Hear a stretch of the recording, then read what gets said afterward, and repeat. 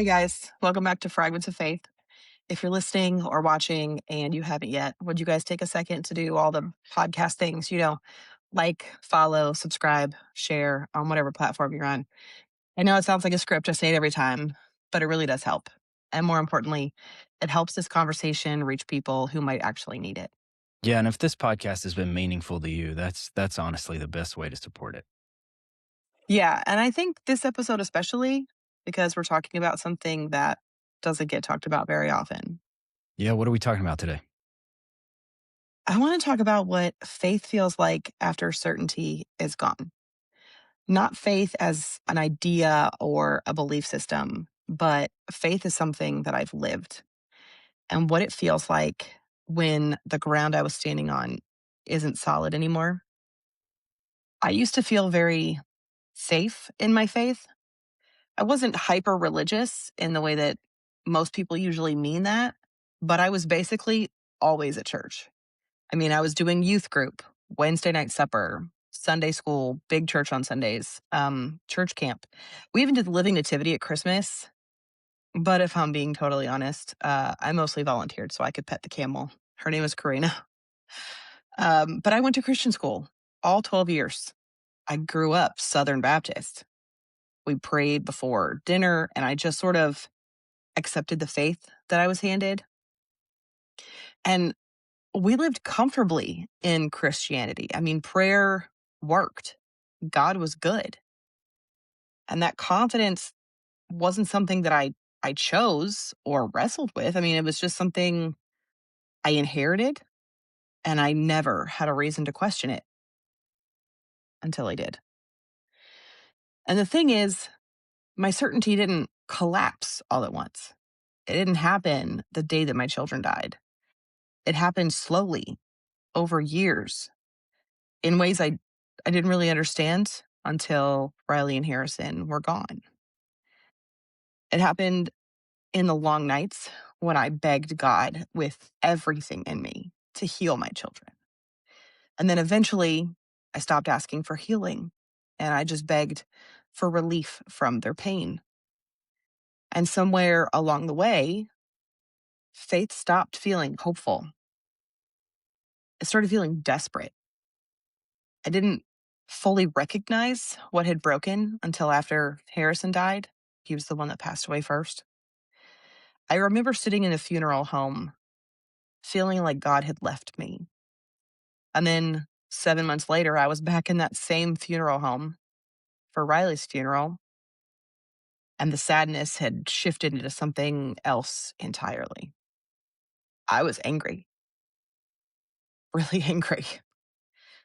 I almost blamed God in the eulogy, not because I wanted to make a statement or anything, but I just didn't want to be alone in what felt like the loss of my faith.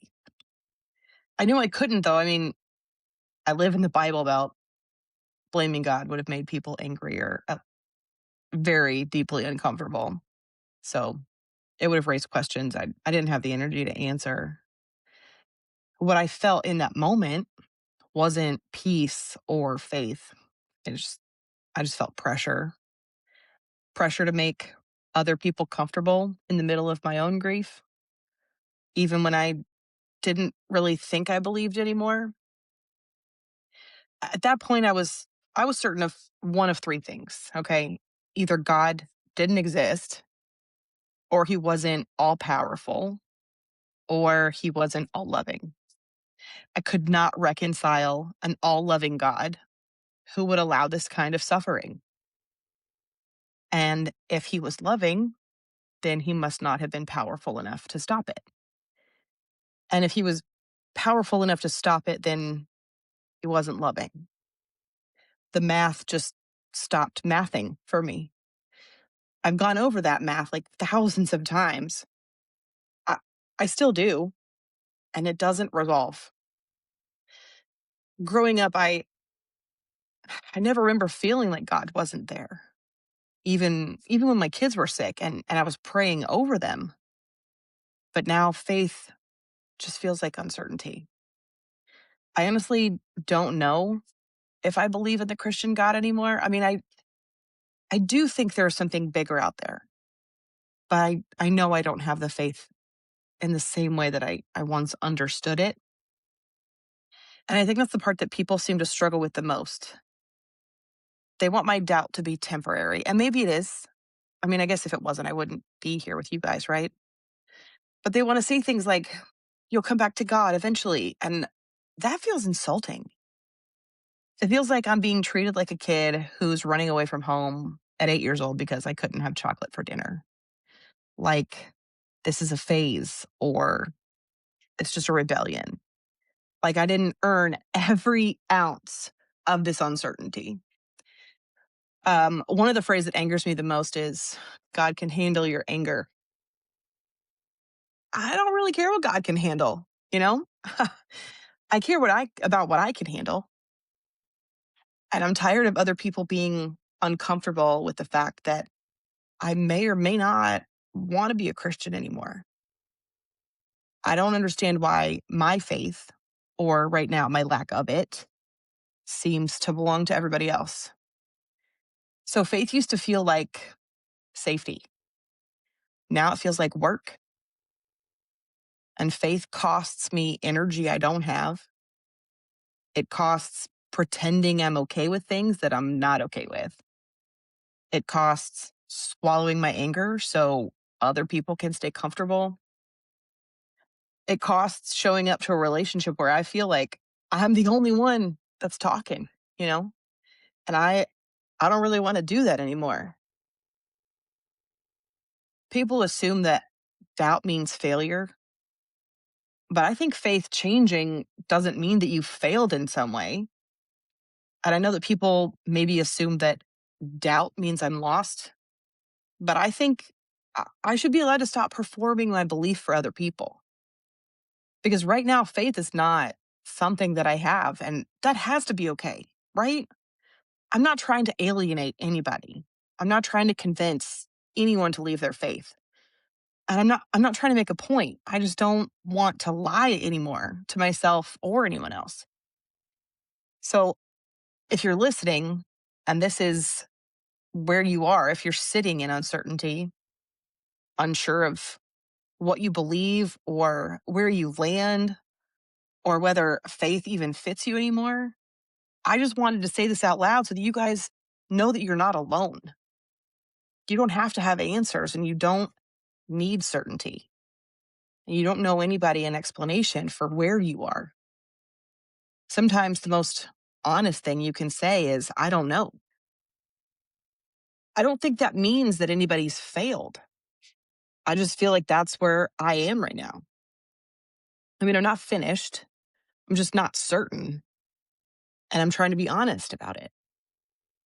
And I think that's what we're here for, right? I mean, part of the reason we wanted to start this podcast is to give a voice to questions people are too scared to ask out loud. Yeah, Whitney, I want to talk about what you're describing right here because I think that raises a question that a lot of people avoid when certainty is gone. What's actually holding faith together when the old supports aren't there anymore?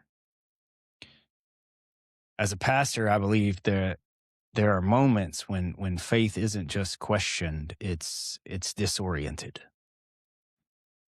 Moments when the ground doesn't just feel shaky but unfamiliar.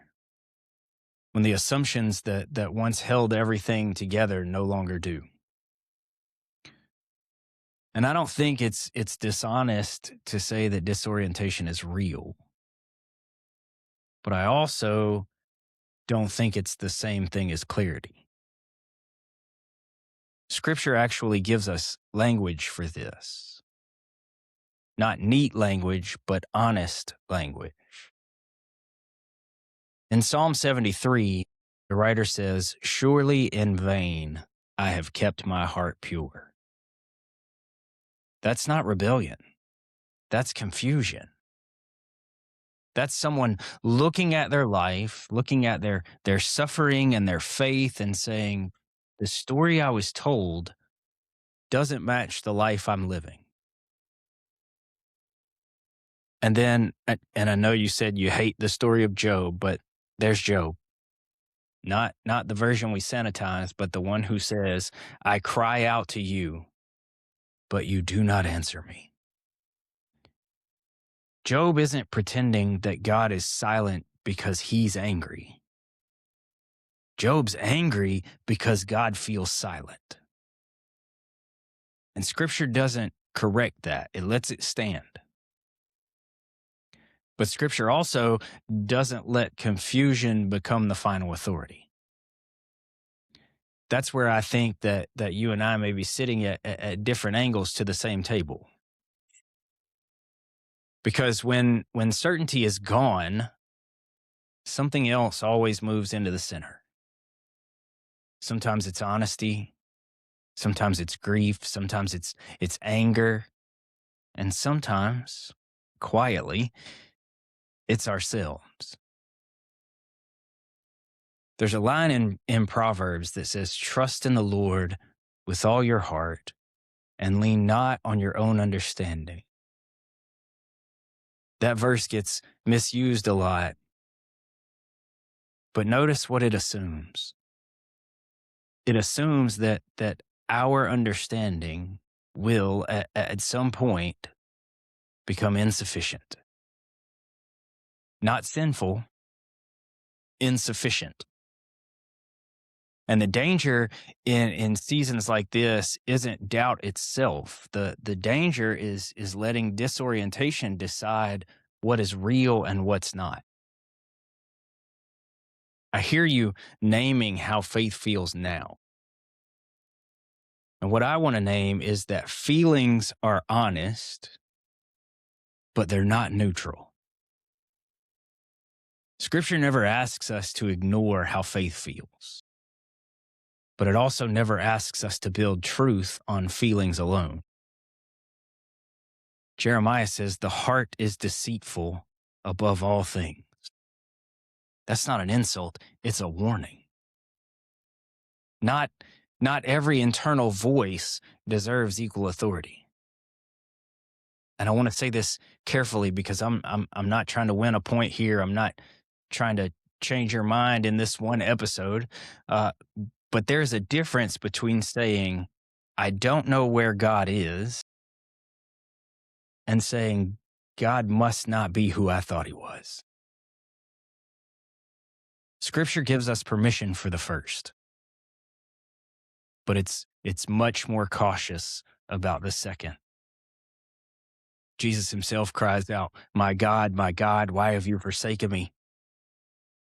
But he doesn't stop saying, my God. That matters to me because faith, biblically speaking, is not the absence of confusion. It's the refusal to let confusion rewrite reality entirely. And here's where I want to be honest about my concern, not as a critic, but as a pastor.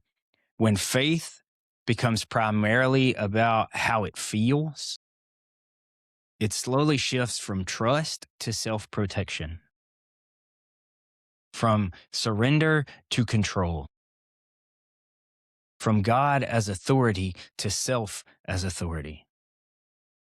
And that doesn't mean the pain isn't real. It means the pain is powerful, and power needs boundaries. There are seasons when faith feels like work. That's true. But scripture never defines faith by effort. It defines it by orientation. Hebrews says faith is confidence in what we hope for and assurance about what we do not see. Not confidence in ourselves, not assurance in our clarity, but confidence in God's character when visibility is gone. And I think that's the tension we're actually circling here. Not whether faith feels safe, but whether faith still has an object when safety is gone. And I think that's why this conversation matters. The temptation here as a pastor would be to offer a framework or a redefinition or a softer version of faith to make everything feel manageable again. But I want to resist the urge to explain anything further because that would rush past the very thing you're naming. So instead of trying to resolve it, I want to stay with it for a moment. When you say faith stop feeling safe, I'm curious what that actually meant for you internally. Was it was it the loss of belief? Was it the loss of trust? Was it God? Or was it the version of God that once made the world feel predictable? I I think mostly it was the loss of trust. I mean, not just in God, but like the version that I grew up with. Because when I don't know, I always grew up knowing that God was there. Like my grandmother would pray and things would happen. I mean, big, like huge things. We had issues with our neighbors. Their kids were violent with myself and my siblings. The parents were not good people, and they were always fighting with my parents. And my dad called his mom, and he was like, "Mom, these people, like, I don't know what to do. We can't have our kids around them. Like, I don't know what to do." And she said, "Well, I'll pray about it." And the next day, my dad was driving home, and there was a for sale sign in the yard. And that's not the only instance, but like that's the one that comes to mind the most. Like there was faith in that. Like I feel like I've lost that trust that there's someone there, there's someone listening that I I don't know. I just that's not the faith that I have anymore. Right, you said faith feels like work now. What kind of work is it? Is it emotional labor? Is it relational labor? Uh, is it the work of managing other people's expectations about where you're supposed to land? Because those are all very different burdens. And maybe this is not about deciding whether faith fits anymore. Maybe it's about deciding what doesn't get to ask anything of you right now.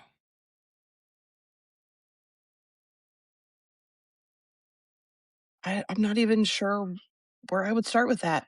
Um, I am a little frustrated that faith does need to feel performative at times, especially when you have a lot of people watching you. And there is that verse in the Bible about the consequences for leading people away from their faith. And so I didn't want my doubt to lead anybody away from God because I didn't want to unintentionally cause anyone to stray from their own path. Um, so I think that's part of it. That's what I would like to stop having to do. I would like to be able to question it out loud without that fear and without anyone taking it like she's not a Christian anymore, or because I don't want to say that I'm not because I